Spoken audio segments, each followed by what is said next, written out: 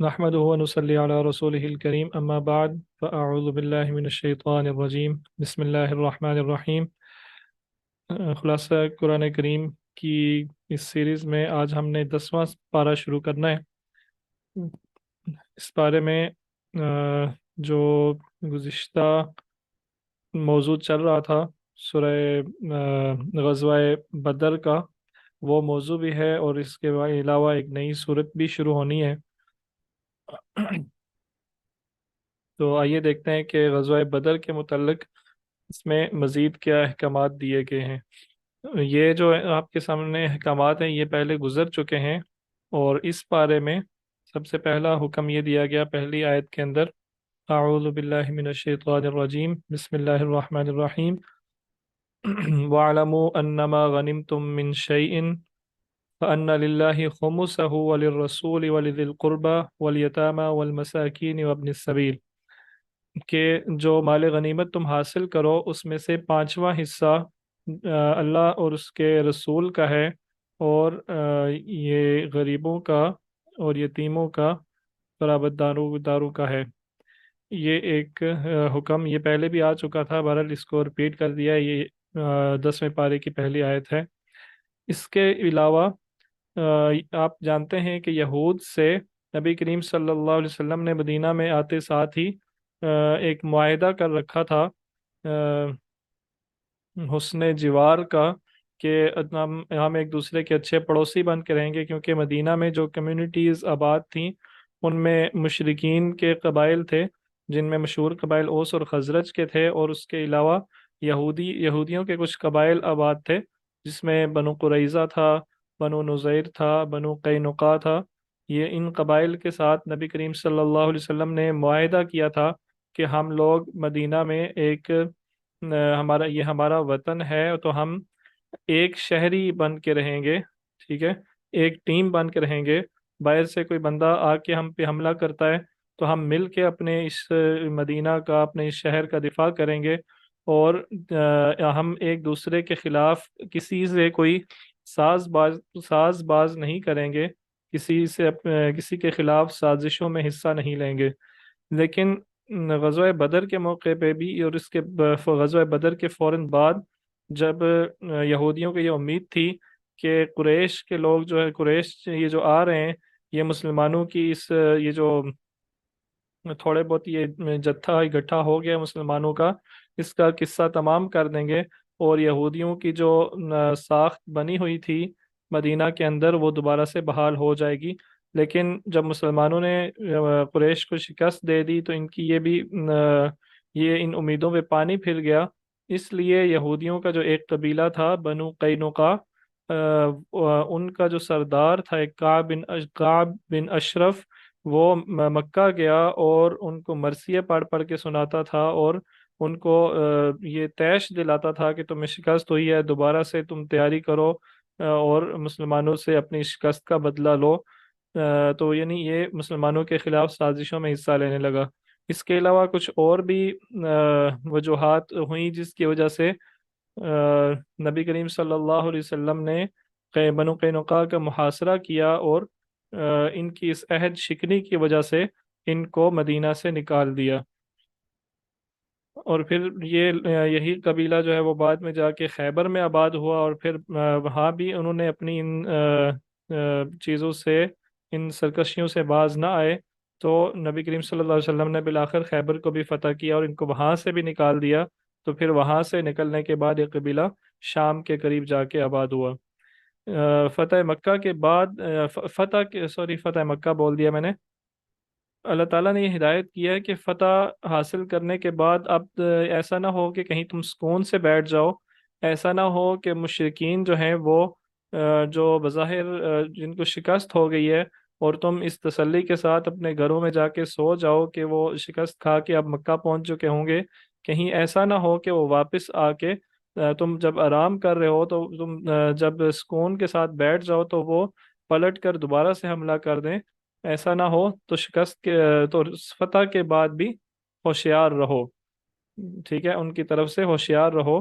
تو ایسا ہوتا تھا کہ جب بھی یہ شکست ہوتی تھی مشرکین کو، ग़ज़वा उहद में भी ऐसा हुआ कि नबी करीम सल्लल्लाहु अलैहि वसल्लम ने जंग के बाद बड़ी दूर तक अपने लोगों को मुशरिकीन के पीछे भेजा, उनकी जासूसी करने के लिए कि वो क्या कर रहे हैं, उनके इरादे क्या हैं, क्या वो वाकई वापस मक्का पलट के जा रहे हैं, कि ऐसा ना हो कि वो पीछे हटें और दोबारा से इकट्ठे होकर एक दफ़ा फिर हमला कर दें। तो इसका नबी करीम सल्लल्लाहु अलैहि वसल्लम ने पूरा अहतमाम किया। ये हिदायत की गई है कि अगर दुश्मन, कोई भी दुश्मन सुलह करने की पेशकश करे किसी भी मौके पे, तो उसे कबूल कर लिया जाए, क्योंकि क्योंकि जंग करना कोई मतलूब नहीं है। जंग करना कोई अच्छी चीज़ नहीं है जब तक कि इसकी ज़रूरत ना पड़े, जब तक कि इसके सिवा कोई चारा ना रहे। इसीलिए इस बात का हुक्म दिया गया कि जब भी दुश्मन की तरफ से किसी किस्म की सुलह की की ऑफर की जाए, तो उसे कबूल कर लिया जाए, ताकि किसी तरह से जंग बंदी हो जाए, जंग ना करनी पड़े। लेकिन अगर जंग के सिवा कोई चारा ना हो, तो फिर ये हुक्म दिया गया कि जब जंग शुरू हो जाए, मैदान जंग में तुम पहुंच जाओ, तो उससे पीठ मत फेरो और डट के लड़ो। ग़ज़वा बदर के मौके पे 70 कुफार शहीद हुए थे, 70 कुफार वासिले जहन्नम हुए थे, और 70 के करीब ही उनके लोग एक कैदी बने थे। ये जो पकड़े गए थे, नबी करीम सल्लल्लाहु अलैहि वसल्लम ने मुशावरत के साथ इनको कैदी बना लिया था, और ये तय किया था कि इनसे फिदिया लेके इनको छोड़ा जाएगा। तो अल्लाह ताला ने इस बात पे नबी करीम सल्लल्लाहु अलैहि वसल्लम से नाराज़गी का इजहार किया कि आपके लिए ये मौजू नहीं था कि इन कुफार को आप कैदी बनाते, इनका खून बहाना चाहिए था, इनकी गर्दनें मारनी चाहिए थी, क्योंकि ये वो मौका था कि जब कुफार की कमर सही पूरी तरह कमर तोड़ने का वक्त था, इनको भरपूर जवाब देने का वक्त था। ये कोई हतमी फतह तो नहीं थी कि इनको कैदी बना लिया जाता। ये तो वो मौका था कि जब अपनी ताकत का इजहार करना था, और कुरैश के ज़रिए से, कुफार के ज़रिए से पूरे अरब पे अपनी दाग पिठानी थी। बहरहाल अल्लाह ताला ने इसको इनका नबी करीम सल्लल्लाहु अलैहि वसल्लम का ये फैसला अल्लाह ताला की मर्ज़ी के मुताबिक नहीं था, लेकिन फिर भी इसको कबूल किया गया, और उसके बाद कैदियों के बारे में भी कुछ अहकामात दिए गए कि उनके साथ कैसा सलूक किया जाना चाहिए। उनको उनके साथ अच्छा अच्छा बर्ताव किया जाए, उनको दीन के हक की दावत दी जाए, और अगर वो हक की दावत को कबूल करें, तो उनको किसी तरह से आज़ाद, यानी हक की दावत को कबूल करें तो उनको अपना भाई समझा जाए। कुछ और पॉइंट्स हैं इसमें। कौम के हालात कैसे बदल सकते हैं, ये पहले बात आ चुकी है, एक दफ़ा फिर इसको रिपीट कर देते हैं कि अल्लाह ताला किसी कौम की हालत मोजज़ाती तौर पे नहीं बदल देते कि वो कौम अपनी मस्तियों में गुम हो, वो कौम गफलत में डूबी हुई हो, वो कौम जो है लापरवाही की नींद सोई हुई हो, और अल्लाह ताला अचानक से कोई आसमान से फरिश्ते नाजिल करें और उस कौम की हालत बदल दें। ये अल्लाह ताला का तरीका नहीं है, बल्कि अल्लाह ताला का तरीका ये है कि जब किसी कौम की हालत बदलना चाहते हैं, तो ऐसी कौम की हालत बदलते हैं जो हत्ता युगय्यिरु मा बि अनफुसिहिम, वो जब अपने दिलों में जो उनकी बात होती है, जब वो अपनी हालतों को नहीं बदलेंगे, तब तक अल्लाह ताला भी उनकी हालतों को नहीं बदलेगा। यानी हम अपनी हालत बदलने की कोशिश करेंगे तो अल्लाह की मदद शामिल हाल होगी। इसी को अल्लामा इकबाल ने कहा है कि खुदा ने आज तक उस कौम की हालत नहीं बदली, ना हो जिसको खुद आप अपनी हालत के बदलने का, ना हो जिसको ख्याल खुद आप अपनी हालत के बदलने का। और यही है जिसको अल्लामा इकबाल ने कहा है कि फ़िज़ाए बद्र पैदा कर, फरिश्ते तेरी नुसरत को उतर सकते हैं गर्दों से कितार अंदर कितार अब भी, कि फ़िज़ाए बद्र पैदा करनी पड़ती है। इसके बगैर हम ये उम्मीद रखें कि फरिश्ते आएंगे और हमारी नुसरत करेंगे और कोई मौजज़ा होगा तो पाकिस्तान की हालत बदल जाएगी, हम लोग ना अपने लिए अपनी हालत बदलने के लिए ना हम वक्त निकालें, ना हमारी जान लगे, ना हमारा माल लगे, ना हमें घरों से निकलना पड़े, ना हमें अपनी नौकरियां छोड़नी पड़े, ना हमें अपने कारोबार की कुर्बानी देनी पड़े, लेकिन बस हमारी हालत किसी तरीके से बदल जाए, तो ऐसा करना अल्लाह ताला की सुन्नत नहीं है, अल्लाह ताला का तरीका नहीं है। सहाबा के दिलों में अल्लाह ने उल्फत डाली। आप जानते हैं कि सहाबा इकराम किस से ताल्लुक़ रखते थे, किस कौम से। ये वो कौम थी कि जो जहालत में डूबी हुई कौम थी। यही ये वही उसी कौम के लोग थे जो मुशरिकीन मुसलमानों से लड़ने आए थे कुछ दिन पहले। ये सहाबा भी उन्हीं में शामिल थे। एक एक अपने बाप के कत्ल का बदला लेने के लिए पूरी नस्लें इनकी उजाड़ देते थे, और शराब के एक प्याले पे ये लड़ पड़ते थे और अपनी जानों की परवाह नहीं करते थे। ये बच्चियों को जिंदा दफन करने वाले लोग थे। लेकिन हुआ क्या कि ये जो शायद अल्ताफ हुसैन हाली ने मुसद्दस में कहा है कि कहीं पानी पीने पिलाने पे झगड़ा, कहीं घोड़ा आगे बढ़ाने पे झगड़ा। तो ये इस तरह छोटी छोटी बातों पे लड़ने मरने वाले लोग थे। लेकिन अल्लाह ताला क्या फरमा रहे हैं, व अल्लफ़ बैन क़ुलूबिहिम, अल्लाह ताला ने इनके दिलों में मोहब्बत डाल दी। ये किसी मोजज़े से कम नहीं है बात। अगर नबी करीम सल्लल्लाहु अलैहि वसल्लम से कहा जा रहा है, लौ अनफ़क़्त मा फ़िल अर्ज़ि जमीआ, अगर आप ज़मीन में जो कुछ है वो सब खर्च कर देते, ये सारा ज़मीन का माल खर्च कर देते, और मा अल्लफ़्त बैन क़ुलूबिहिम, आप इनके दिलों में मोहब्बत डालने के डाल नहीं सकते थे। ये महज अल्लाह का फ़ज़ल है, महज अल्लाह का मोजज़ा है कि अल्लाह ने इनके दिलों में मोहब्बत डाल दी है। ये थी सूरह अनफाल। और अब आगे आ रही है सूरह तौबा। सूरह तौबा ये कुफ़ार और मुनाफिकीन को रुसवा करने वाली सूरत है। कुफ़ार और मुनाफिकीन के बारे में इंतहाई सख्त किस्म के अहकामात इसमें नाजिल हुए हैं। और इसी सूरत को लेके आजकल के जो मुस्तशरिकीन हैं, जो इस्लाम के ख़िलाफ़ बोलने वाले लोग हैं, कुरान करीम के ख़िलाफ़ एतराज़ात करने वाले लोग हैं, इसी सूरत की बहुत सी आयत को लेके एतराज़ात करते हैं। सूरह तौबा हाथ में नंगी तलवार लेके नाजिल हुई है, ये कौल है हज़रत अली रज़ी अल्लाह तआला अन्हु का। सूरह तौबा के शुरू में बिस्मिल्लाह नहीं पढ़ी जाती। सूरह तौबा में 129 आयत हैं और 16 रुकू हैं, और ये मदनी सूरत है। इसके शुरू में बिस्मिल्लाह नहीं पढ़ी जाती, यानी ये अल्लाह ताला के कहर और अल्लाह ताला के जलाल की अलामत है। तो इसके शुरू में रहमत के अल्फाज नहीं आए, ठीक है, रहम के अल्फाज भी नहीं पढ़े जाते।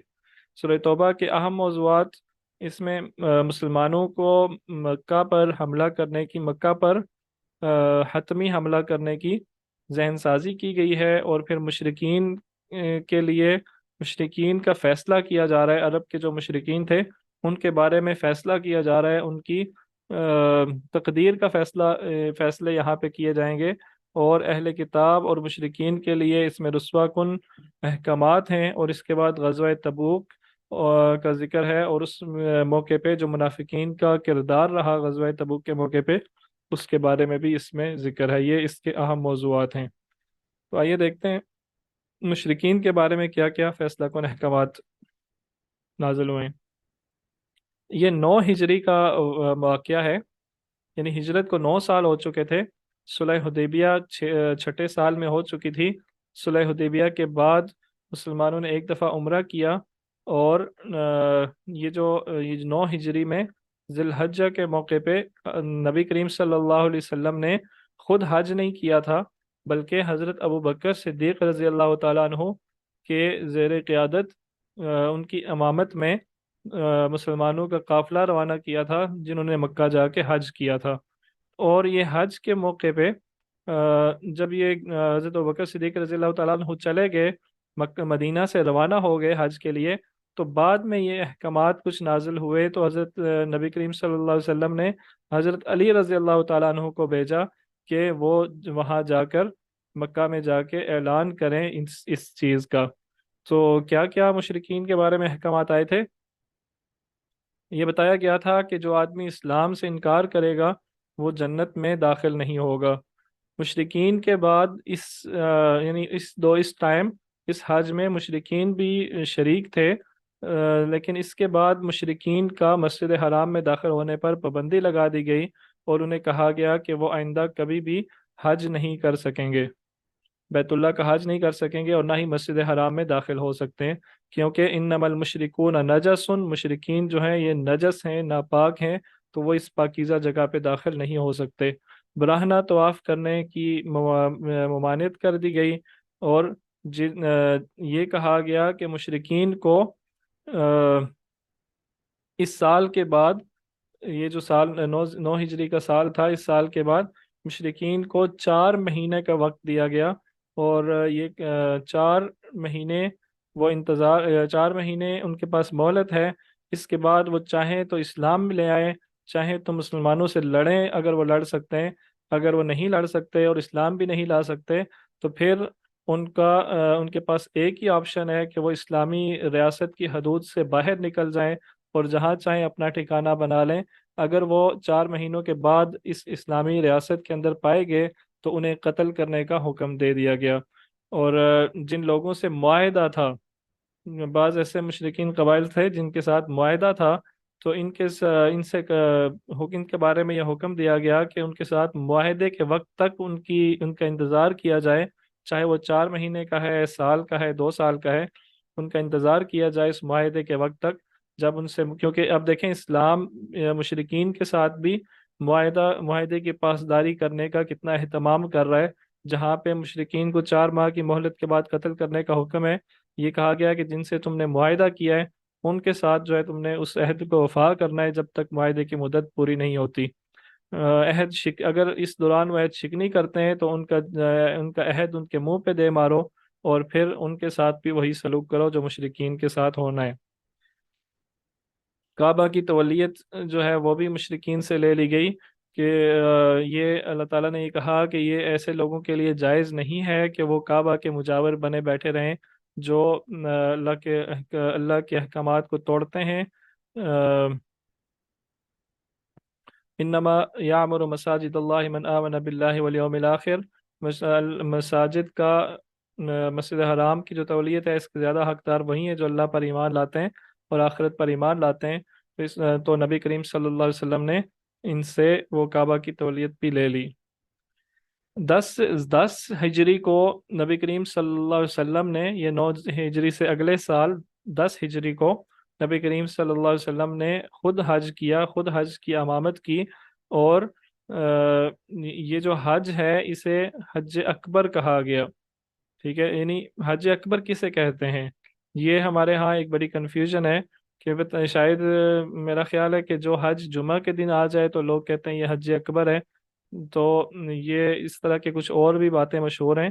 تو یہ جان لیجئے کہ حج اکبر، حج اصغر جو ہے یہ عمرے کو کہا جاتا ہے، یعنی سارا سال کسی بھی وقت آدمی مدینہ میں مکہ میں جا کے جو کچھ اعمال کرتا ہے عمرے کے، وہ اسے کہتے ہیں حج اصغر، عرب لوگ اسے بھی حج ہی کہا جاتا ہے۔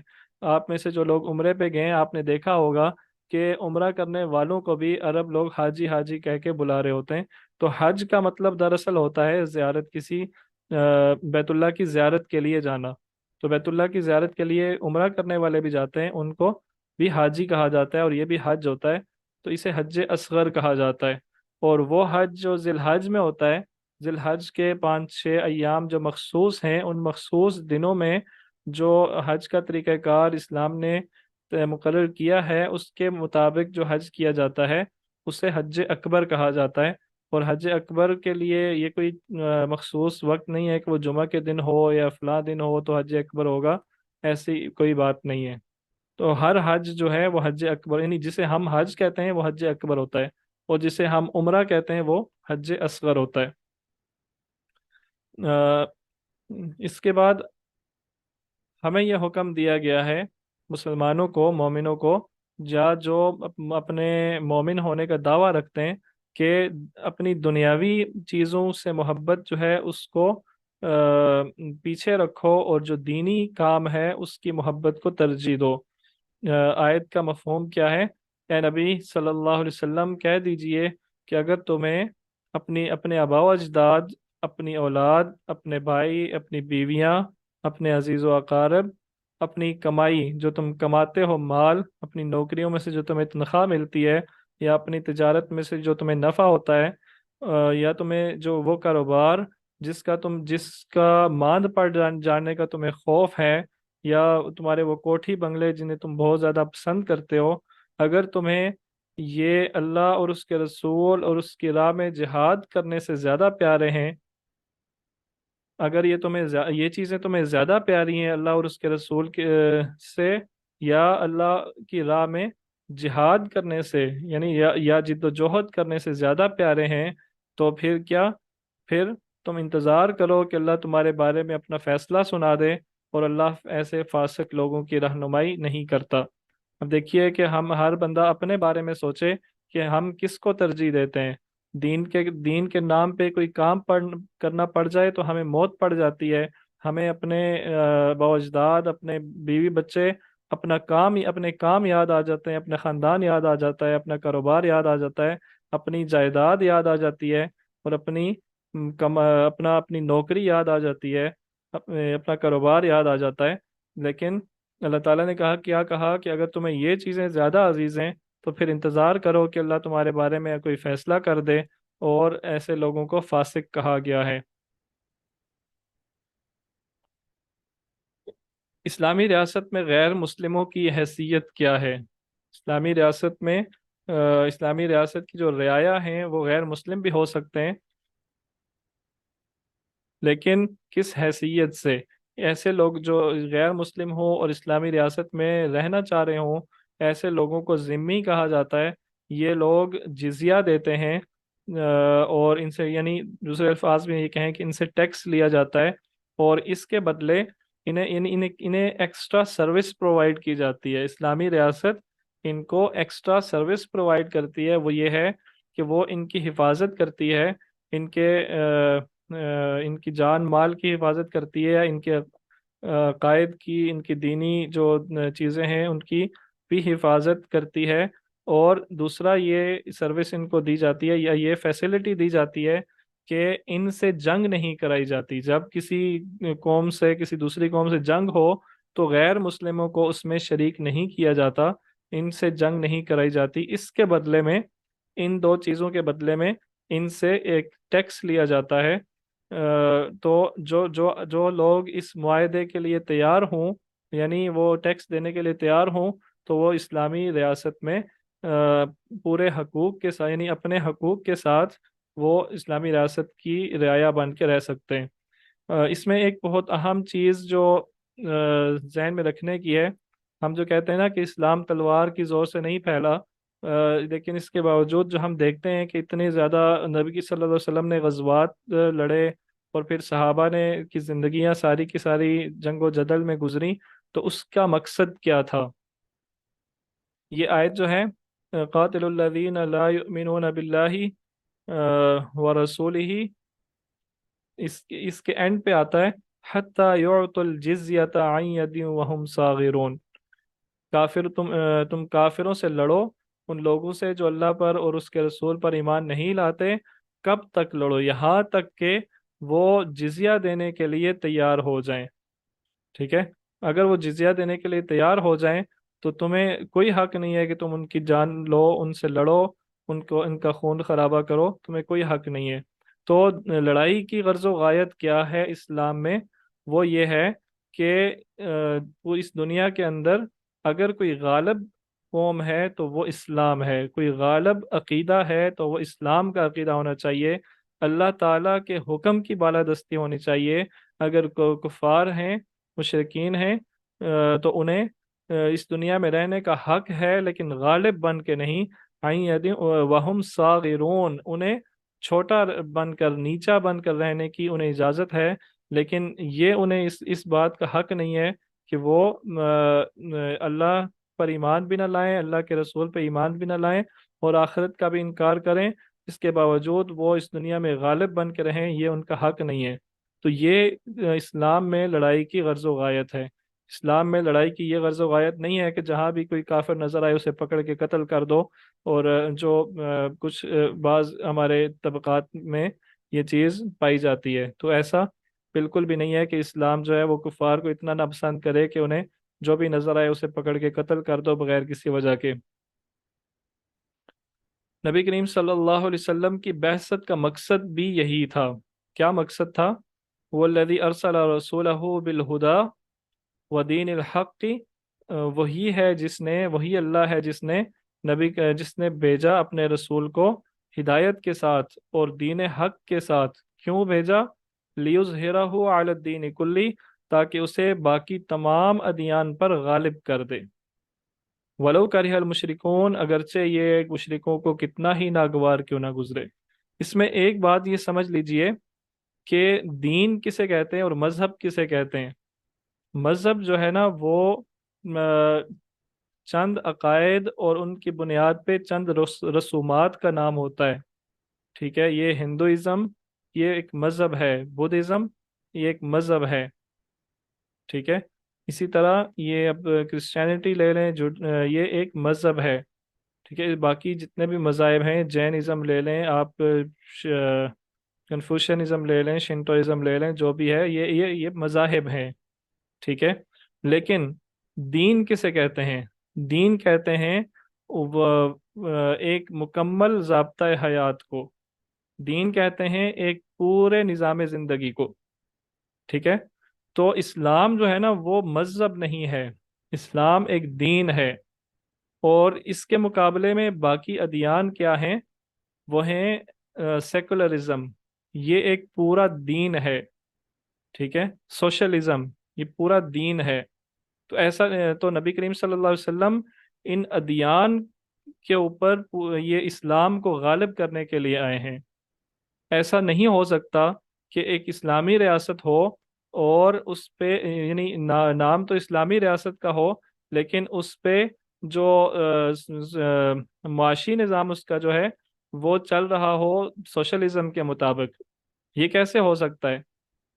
یا کیپٹلزم کے مطابق چل رہا ہو؟ ایسا نہیں ہو سکتا۔ ایسا نہیں ہو سکتا کہ ایک دین جو ہے وہ دین جو ہے وہ اسلام ہو، کسی ملک کا کسی اسٹیٹ کا ریلیجن جو ہے وہ اسلام ہو، اس کا لا جو ہے وہ انگلش قانون کے مطابق چل رہا ہو، انگلش لا کے مطابق چل رہا ہو۔ ایسا نہیں ہو سکتا، یہ دین کا غلبہ نہیں ہے۔ نبی کریم صلی اللہ علیہ وسلم باقی تمام ادیان پر اسلام کو غالب کرنے کے لیے آئے تھے۔ یہ اس آیت میں بالکل واضح لکھا ہوا ہے، لِيُظْهِرَهُ عَلَى الدِّينِ كُلِّهِ، باقی تمام ادیان پر اس دین حق کو نافذ کرنے کے لیے کہ جو نظام زندگی چلے وہ دین اسلام کے مطابق چلے۔ غزوہ تبوک کے متعلق کچھ احکامات آئے ہیں۔ غزوہ تبوک کہتے کسے ہیں؟ آپ نے وہ واقعہ سنا ہوگا کہ ایک غزوے کے موقع پہ جب نبی کریم صلی اللہ علیہ وسلم نے انفاق فی سبیل اللہ کا اعلان کیا، چندے کا اعلان کیا، تو حضرت ابوبکر صدیق رضی اللہ عنہ گھر کا سارا مال لے آئے، حضرت عمر رضی اللہ تعالیٰ عنہ گھر کا آدھا مال لے آئے، اور حضرت عثمان رضی اللہ تعالیٰ عنہ نے اتنا مال دیا کہ نبی کریم صلی اللہ علیہ وسلم نے ان سے کہا کہ آج کے بعد عثمان کوئی عمل نہ کرے تو یہ جنتی ہے، اسے کوئی عمل نہ کرے تو اسے کوئی نقصان نہیں ہوگا۔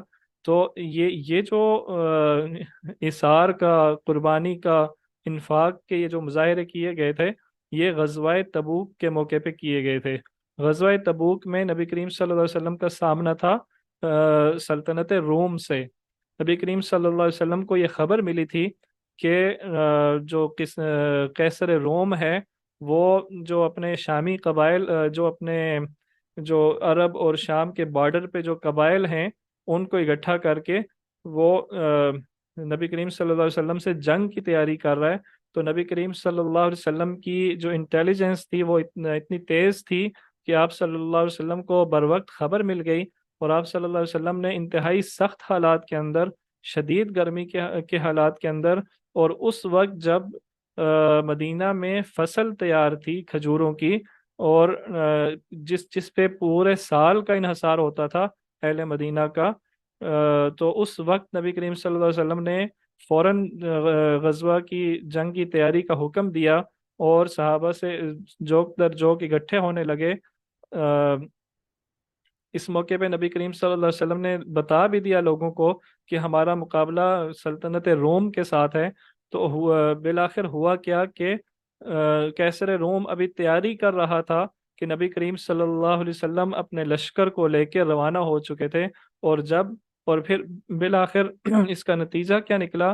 इस जुर्रत और इस बहादुरी का नतीजा क्या निकला कि जब कैसर रोम को खबर मिली कि अभी तो हमारा लश्कर तैयार नहीं है और नबी करीम सल्लल्लाहु अलैहि वसल्लम का जो लश्कर है वो मुकाबले के लिए आप मैदान में भी आ पहुंचा है, तो कैसर रोम ने लड़ाई से उस पहलू तही करने लगा और वो मुकाबले के लिए आया ही नहीं, और नबी करीम सल्लल्लाहु अलैहि वसल्लम को बिला मुकाबला जो है वो फतह नसीब हुई। और आप सल्लल्लाहु अलैहि वसल्लम वहाँ पे कई दिन रहे बॉर्डर के ऊपर, और इर्द गिर्द के जितने भी कबाइल थे उन सबको अपना मुती किया, और अपनी इस्लाम की जो रियासत की हदूद थी उनको बराह रास्त सल्तनत रोम के साथ मिला दिया। अब इस गजवा के मुतल्लिक कुछ बातें, ये बहुत ही शॉर्ट अंदाज में मैंने बता दिया है, इसमें बहुत डिटेल थी बताने वाली, वो पर फिर कभी किसी मौके पे बयान कर दी जाएगी। इसके मुतल्लिक जो इस बारे में चीज़ें आई हैं वो हम देख लेते हैं। पस मंज़र तो मैंने आपको बता दिया है।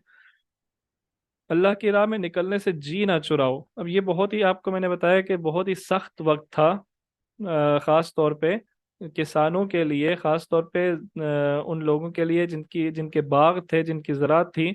अगर वो चले जाते, इसका मतलब ये था कि उनकी खेती सारी तबाह हो जानी है। इसका मतलब ये था कि अगर उन्होंने बर वक्त अपना फल इकट्ठा न किया तो फिर वो उससे उसका उनको नुकसान होगा। आप पीछे देख चुके हैं ना कि अगर तुम्हें अपनी खेतियाँ, अपनी कमाइयाँ ज़्यादा अजीज़ हैं अल्लाह और उसके रास्ते में जिहाद करने से, तो फिर इंतज़ार करो कि अल्लाह तुम्हारे बारे में हुक्म सुनाए। तो यहाँ पे क्या कहा कि अल्लाह के रास्ते में निकलने से जी ना चुराओ। और ये जो मुनाफिकीन हैं, ये भी बड़े खुल के उस मौके पे इनका पता चला कि इनके बारे में अल्लाह ताला कह रहे हैं सबसे ज़्यादा जी चुराने वाले तो यही लोग थे, क्योंकि ये बहुत सख्त वक्त था। तो अल्लाह ताला इनके बारे में कहने लगे कि अगर सफ़र आसान होता, अगर सफ़र थोड़ा होता, लौ कान आरदन करीबन व सफ़रन कासिदन लत्तबऊका वलाकिन बाउदत अलैहिम शुक्का, कि अगर सफ़र थोड़ा होता और फतह यकीनी होती, कैसर रोम से लड़ाई ना होती, किसी छोटे मोटे कबीले से लड़ाई होती, तो यकीनन ये मुनाफिक आपके साथ होते और अपनी वफादारियां जिता रहे होते। और फिर इसमें एक शख्स का जिक्र किया गया है कि उसने जाना तो था नहीं जंग पे, लेकिन बहाना क्या बनाया कि एक उसने कहा कि अल्लाह के रसूल, मुझे मेरी एक कमज़ोरी है, खूबसूरत लड़कियां जो हैं वो मेरी कमज़ोरी हैं, और रोम की लड़कियां बहुत खूबसूरत हैं, कहीं ऐसा ना हो कि उनकी लड़कियों को देख के मैं फितने में मुब्तला हो जाऊं, तो इसलिए आप मुझे इजाज़त दीजिए, अगर मुझे आप फितने से बचाना चाहते हैं। तो इस उस शख्स का इस इन आयात में जिक्र किया गया है कि वो किस तरह तकवा का लिबादा ओढ़ के, बहाना बना के जंग पे जाने से रुकना चाहता है।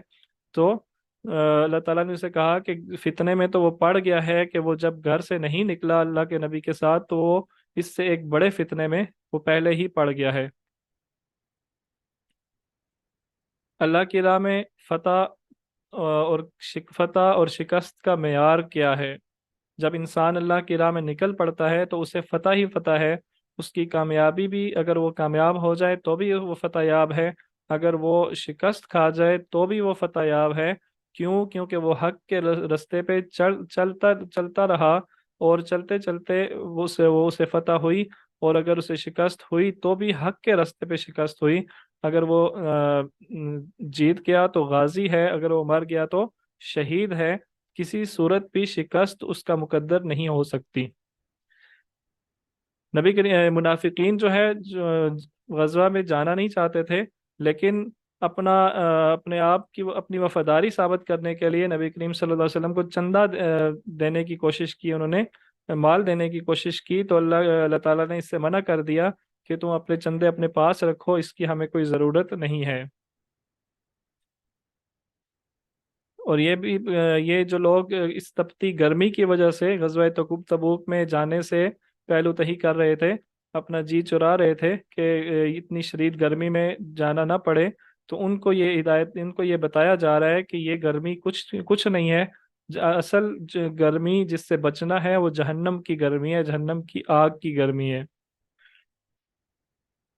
इन मुनाफिकीन के बारे में इनके दो बड़े नुकसानात क्या हुए ग़ज़वा तबूक में शिरकत ना करने से। ایک یہ کہ یہ دوبارہ کبھی نبی کریم صلی اللہ علیہ وسلم کے ساتھ جہاد میں شریک نہیں ہو سکیں گے۔ کیوں؟ کیونکہ یہ نبی کریم صلی اللہ علیہ وسلم کا آخری غزوہ تھا۔ جو جن لوگوں نے آپ صلی اللہ علیہ وسلم کے ساتھ غزوہ میں جہاد کرنے کی، اللہ کی راہ میں لڑنے کی سعادت حاصل کرنی تھی، یہ ان کا لیے آخری موقع تھا۔ مشرکین نے یہ موقع گنوا دیا، اور دوسرا نقصان منافقین کو بہت بڑا کیا ہوا کہ اس کے بعد اللہ تعالیٰ نے نبی کریم صلی اللہ علیہ وسلم کو منافقین کی نماز جنازہ پڑھنے سے روک دیا۔ غزوہ تبوک میں نہ شرکت کرنے والے کچھ قسم کے لوگ تھے۔ ایک تو منافقین تھے، ان کے لیے دردناک عذاب کا اللہ تعالیٰ نے وعید سنائی ہے۔ اور کچھ لوگ مخلص لوگ تھے، لیکن انہیں واقعی میں شرعی عذر تھا، کچھ بیمار تھے یا کوئی اور مسئلہ تھا، وہ نہیں جا سکتے تھے، تو اللہ تعالیٰ نے ان کی معذرت قبول کی۔ اور کچھ لوگ ایسے تھے کہ وہ جانا چاہتے تھے، جانے کے لیے نبی کریم صلی اللہ علیہ وسلم کے پاس بھی آ گئے کہ ہم جانا چاہتے ہیں، لیکن اسباب ان کے پاس یعنی گھوڑے نہیں تھے، کوئی سواری نہیں تھی، ان کے پاس ظاہر مال و دولت نہیں تھا، اتنا زیادہ راہ نہیں تھا کہ وہ شرکت کر سکتے۔ نبی کریم صلی اللہ علیہ وسلم نے خود ان کو شرکت کرنے سے روک دیا۔ جو اسباب نہ ہونے کی وجہ سے نبی کریم صلی اللہ علیہ وسلم نے جن کو واپس کر دیا تھا کہ آپ کے پاس اتنا مال نہیں ہے کہ آپ ساتھ جا سکیں، یہ لوگ واپس جب ہوئے تو اپنی آنکھوں سے آنسو بہاتے ہوئے واپس ہوئے۔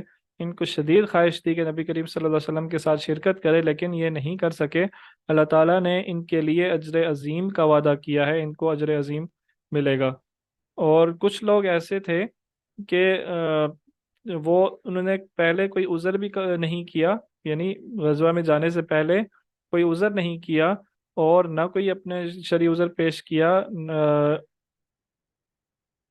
لیکن غزوہ تبوک سے واپسی پر جب واپسی ہوگی لشکر کی، اس کے بعد یہ آ کے معذرتیں کرنے لگے کہ اللہ کے رسول ہم فلاں فلاں وجہ سے نہیں جا سکے۔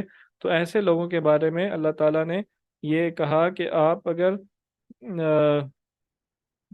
آپ اور صحابہ بے شک ان سے راضی ہو جائیں، ان کا عذر قبول کر لیں، لیکن اللہ تعالیٰ کبھی ان سے راضی نہیں ہوگا۔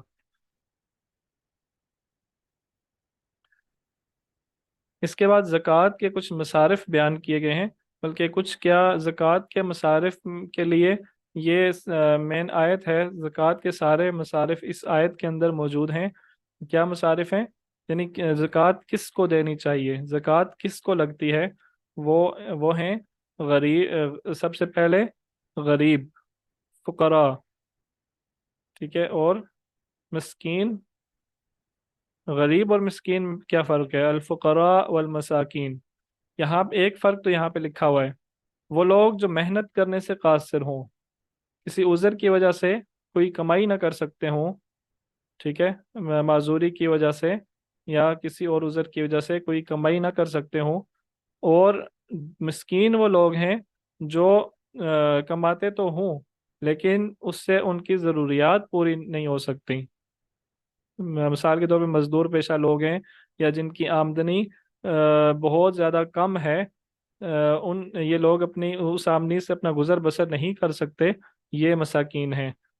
غریب اور مسکین کا ایک اور فرق یہ بھی بتایا جاتا ہے کہ غریب وہ لوگ ہیں جو غربت کی وجہ سے جو ہے وہ کیا کہتے ہیں، سوال کرنے پر مجبور ہو جاتے ہیں، ٹھیک ہے۔ اور مسکین وہ لوگ ہیں جو سفید پوش لوگ ہوتے ہیں، جو ہوتے تو غریب ہیں لیکن اپنی حاجت کسی کے سامنے پیش نہیں کرتے۔ اور پھر عاملین، عاملین وہ لوگ ہیں جو زکوٰۃ کے نظام میں یہ زکوٰۃ کے نظام میں جو جاب کر رہے ہوتے ہیں، آپ سمجھیں جو عملہ ہوتا ہے زکوٰۃ کا نظام قائم کرنے کے لیے، زکوٰۃ کی کلیکشن کے لیے، آگے اس کی ڈسٹریبیوشن کے لیے جو لوگ کام کر رہے ہوتے ہیں، وہ لوگ اس زکوٰۃ میں سے حصہ لے سکتے ہیں، ان لوگوں کو وہ حصہ دیا جا سکتا ہے زکوٰۃ کا۔ پھر تالیف قلب کے لیے، یعنی جو لوگ غیر مسلم ہیں یا نئے نئے مسلمان ہوئے ہیں، ایسے لوگوں کو زکوٰۃ دی جائے تاکہ ان کی حوصلہ افزائی ہو، ان کی دلجوئی ہو، اور وہ دین پر، اسلام پر مزید ثابت قدم ہوں۔ گردن چھڑانا کا اس کا مطلب یہ ہے کہ اس پہلے تو ہوتا تھا کہ غلاموں کو آزاد کرانے کے لیے اگر کوئی غلام ہے اسے آزاد کرانے کے لیے زکوٰۃ دی جا سکتی ہے۔ اور آج کل اگر جو لوگ قید میں ہیں، ناحق قید کاٹ رہے ہیں، ان کو چھڑانے کے لیے زکوٰۃ دی جا سکتی ہے، ناجائز مقدمات میں جو لوگ پھنسے ہوئے ہیں۔ اس کے علاوہ کوئی بندہ مقروض ہے، اس کے قرض کی ادائیگی کے لیے زکوٰۃ دی جا سکتی ہے۔ فی سبیل اللہ، اللہ تعالیٰ کی راہ میں جو کام ہو رہے ہیں، جہاد ہو رہا ہے، قتال ہو رہا ہے، اس کام میں زکوٰۃ دی جا سکتی ہے۔ اور مسافروں کے لیے زکوٰۃ دی جا سکتی ہے، مسافروں کے لیے زکوٰۃ دی جا سکتی ہے۔ بہرحال اس کے بارے میں زیادہ ڈیٹیل میں نہیں جاتا، اس کے بارے میں ڈیٹیل جو ہے وہ علماء سے، بالخصوص فقہا سے جو ہے وہ ڈیٹیل پوچھنی چاہیے۔ اگر کسی کو کوئی خاص کوشچن ہے، کسی کی کوئی خاص آپ کہہ لیں سنیریو ہے، سچویشن ہے، تو وہ علماء سے سوال پوچھ سکتے ہیں۔ منافقین کی گستاخیاں اور ان کے خلاف جہاد کا حکم۔ منافقین جو ہے یہ نبی کریم صلی اللہ علیہ وسلم کو اذیتیں دیتے تھے، آپ صلی اللہ علیہ وسلم کو طرح طرح کے الفاظ سے آپ کو ستاتے تھے۔ الذین یؤذون النبی ویقولون هو اذن، یہ نبی کریم صلی اللہ علیہ وسلم کے بارے میں طرح طرح کے الفاظ، طرح طرح کی مذاق بناتے تھے اور اس سے نبی صلی اللہ علیہ وسلم کو اذیت دیتے تھے۔ تو ان آیات میں ان منافقین کے بارے میں احکامات نازل ہوئے ہیں، اور سب سے آخری حکم جو مطلب آیا ہے اس ضمن میں، اس صورت میں، وہ یہ ہے کہ یا ایھا النبی جاہد الکفار والمنافقین، اے نبی کریم صلی اللہ علیہ وسلم آپ ان منافقین، ان کفار سے اور ان منافقین سے جہاد کیجئے۔ یہ منافقین، یہ بھی کہا گیا ہے کہ یہ منافقین یہ دعا کرتے ہیں کہ کہیں اللہ تعالی ہمارے بارے میں، ہماری ان مستیوں کے بارے میں کوئی قرآن میں کوئی بات نازل نہ کر دے اور ہمیں رسوا نہ کر دے۔ تو اللہ تعالیٰ یہ فرما رہے ہیں کہ ہم ان کو رسوا کر چکے ہیں۔ اللہ تعالیٰ سے وعدہ خلافی کی سزا، یہ ایک خاص شخص کے متعلق یہ آیت آئی ہے، اس کا نام بھی تفاسیر کے اندر موجود ہے۔ کیا آیت آئی ہے کہ وَمِنْهُمْ مَنْ عَاهَدَ اللَّهُ، وہ شخص جو تھا وہ نبی کریم صلی اللہ علیہ وسلم کے پاس آیا اور اس نے کہا کہ اللہ تعالیٰ سے دعا کیجئے کہ وہ مجھے غنی کر دے، مجھے کثرت کے ساتھ مال اور دولت دے، تو میں کیا کروں گا؟ لَإِنْ آتَانَا مِنْ فَضْلِهِ، اللہ نے مجھے اپنے فضل میں سے کچھ عطا کیا تو لَنَصَّدَّقَنَّ، میں صدقہ کروں گا، اللہ کی راہ میں انفاق کروں گا، وَلَنَكُونَنَّ مِنَ الصَّالِحِينَ، اور میں نیک لوگوں میں سے ہو جاؤں گا۔ تو اللہ تعالیٰ نے جب لما آتا ہوں اللہ تعالیٰ نے جب اس کو اس کی یہ دعا پوری کر دی تو وہ اس نے کیا کیا؟ وہ پھر گیا اپنی بات سے، اس نے پھر سرکشی کی، تو اللہ تعالیٰ نے فَأَعْقَبَهُمْ نِفَاقًا فِي قُلُوبِهِمْ، شاید یہی الفاظ ہیں، تو اللہ تعالیٰ نے اس کے دل میں منافقت ڈال دی اور یہ شخص منافقت بن گیا اور قیامت تک یہ منافق رہے گا۔ تو یہ اللہ تعالیٰ نے اپنے وعدے سے پھرنے کی اس شخص کو سزا دی، اور یہ ہمارے لیے بھی عبرت کا مقام ہے کہ ہم بعض اوقات اللہ تعالیٰ سے وعدہ کر لیتے ہیں، جب ہمیں کوئی مشکل پیش آتی ہے کسی قسم کی، ہم پہ کوئی مصیبت پڑتی ہے، تو ہم اللہ تعالیٰ سے عہد کر لیتے ہیں اور پھر ہمیں اس عہد کو پورا کرنا چاہیے، کہ ایسا نہ ہو کہ ہم اللہ سے عہد کر کے توڑتے رہیں تو اللہ تعالیٰ اس کے بدلے میں ہمارا ایمان ہم سے سلب کر لیں۔ تو یہ تھا 10واں پارہ، کمپلیٹ ہو چکا ہے، اور اب آہستہ آہستہ انشاءاللہ کیونکہ بعض چیزیں قرآن میں ریپیٹ ہوئی ہیں بہت زیادہ، میں ابھی ریکارڈنگ کو ختم کرتا ہوں، اس کے بعد مزید بات کرتے ہیں۔